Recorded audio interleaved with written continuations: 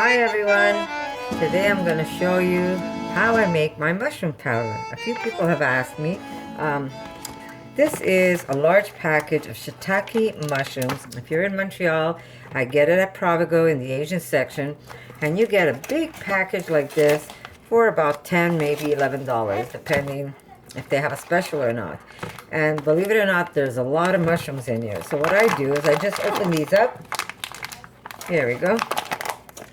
I'm just going to open these up and I'm going to put them. Now, if you have an old container where you bought your mixed salad, plastic container, you could just drop them in there.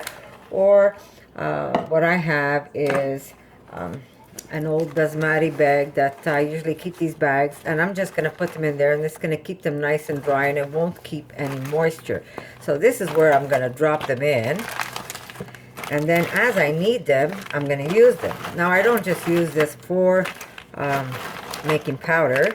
I also soak these and I cut them up and I put them in my sausages. I also use them for broths. So they're very versatile, and there's a lot in a bag. When I say there's a lot, there's a lot. And these are all nice and pre-dried for you. And it's a lot cheaper than if you want to go and buy the mushroom powder itself. Plus, if you're looking for mushrooms that you want to dry, if you look at any of the other very expensive mushrooms like the oyster mushrooms or the portobellos, it really will end up costing you a lot of money. And for some reason, these mushrooms, they give them away basically for nothing. I mean, it's $10, but you get so much for your buck. And you really need very little to make the mushroom powder. So I'm just going to throw some of these in here. And look, my bag is already full. This is a 8-pound bag of rice, and it's almost full to the top because they are vacuum packed when you buy them. So we're just going to put this aside and pull out my NutriBullet, and I'm just going to put, there we go, almost to the top. And if you have a little silica pouch, just throw it in wherever you're storing your mushrooms so it keeps it from not picking up a lot of moisture. Now, I don't want you to go deaf while I'm doing this, but when I say it takes no time at all, it really takes no time at all to turn this into a very fine powder. So, here we go.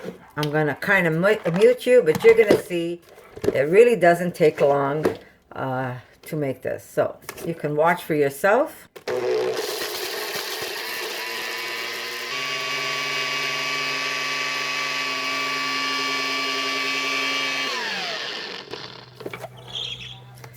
I mean, I let it run even a little longer than I needed to, but look at this. Do you see? Look at the powder. Do you see how fine it gets?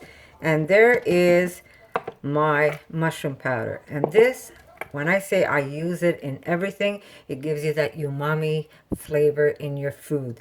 That flavor, that nice earthy flavor, either in your sausages or whatever you're making.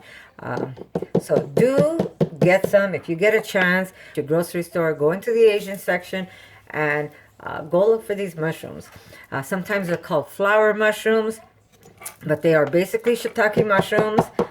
And just store them, use them, and make all the powder you want.